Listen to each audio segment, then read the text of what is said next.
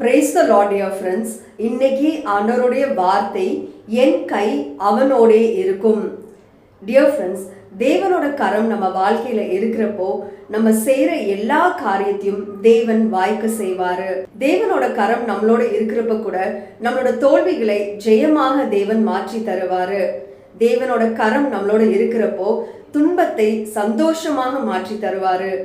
தேவனோட கரம் நம்மளோட இருக்கிறப்போ நம்மளை சுற்றி இருக்கிறவர்கள் எத்தனைதான் நம்மளுக்கு துரோகம் செய்து நம்மை விட்டு விலகி சென்றாலும் தேவனோட கரம் என்னைக்குமே நம்மளோட இருக்கும்.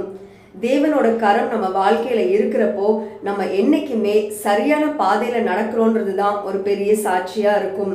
இந்த வாரத்தை நீங்க ஆரம்பிக்கிறப்ப கூட ஏசப்பா உங்களை பார்த்துதான் சொல்றாரு, தேவனோட கரம் உங்களோட இருக்கும். டியர் ஃப்ரெண்ட்ஸ், ஒரு நிமிஷம் ஏசப்பாவை நினைச்சு பாருங்க.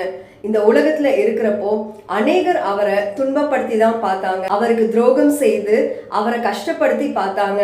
ஆனால் தேவனோட கரம் ஏசப்பாவோட இருந்தனால அவர்னால எல்லாத்தையுமே மீண்டு ஜெயம் எடுக்கிற கிறிஸ்துவாக வாழ்ந்து மரித்தாரு. இந்த நாள்ல கூட தேவனோட கரம் உங்களை மீட்டு உங்களை நிச்சயமாக சாட்சியா வைக்குன்ற உறுதியோட விசுவாசத்தோட கடந்து செல்லுங்க. தேவ கரம் உங்களோடு. பை டியர் ஃப்ரெண்ட்ஸ், நாளைக்கு பார்க்கலாம்.